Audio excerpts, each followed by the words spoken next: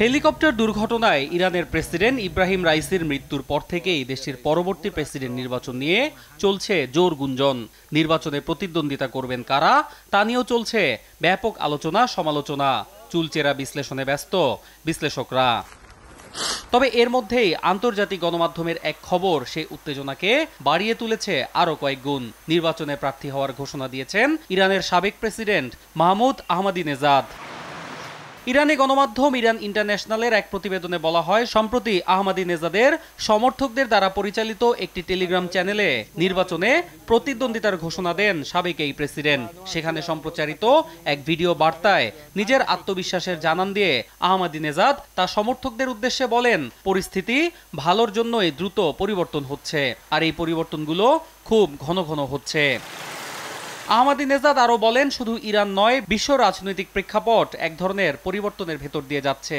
যদিও শিগগিরই ইরানের জনগণ একটি সুন্দর ও ইতিবাচক পরিবর্তন দেখতে পাবে বলেও আশাবাদ ব্যক্ত করেন সাবেক এই প্রেসিডেন্ট।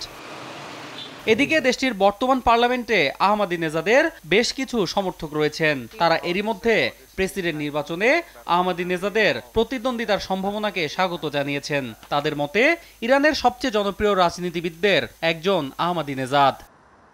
এর আগে 2017 এবং 2021 সালের প্রেসিডেন্ট নির্বাচনে আহমাদিনেজাদের প্রার্থিতা বাতিল করেছিল দেশটির সর্বোচ্চ নেতা আয়াতুল্লাহ আলী খামেনির নেতৃত্বাধীন গার্ডিয়ান কাউন্সিল।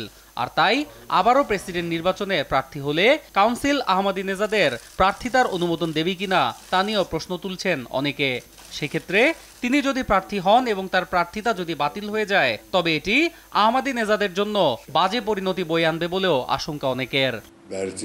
2017 সালের প্রেসিডেন্ট নির্বাচনে নিজের প্রার্থিতা বাতিলের পর গোটা নির্বাচনী প্রক্রিয়ার তীব্র সমালোচনা করেন মাহমুদ আহমাদিনেজাদ। এমনকি প্রকাশ্যে খামেনির সমালোচনাও করেন তিনি। যদিও গেল 2 বছর এক প্রকার নীরবই ছিলেন তিনি। 2005 থেকে 2013 সাল পর্যন্ত পরপর 2 মেয়াদে ইরানের প্রেসিডেন্ট ছিলেন মাহমুদ আহমাদিনেজাদ।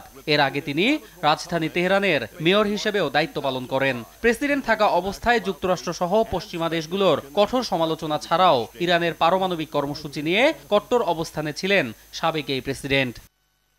অন্যয় কর্মকার, নিউজ ডেস্ক, দেশ টিভি।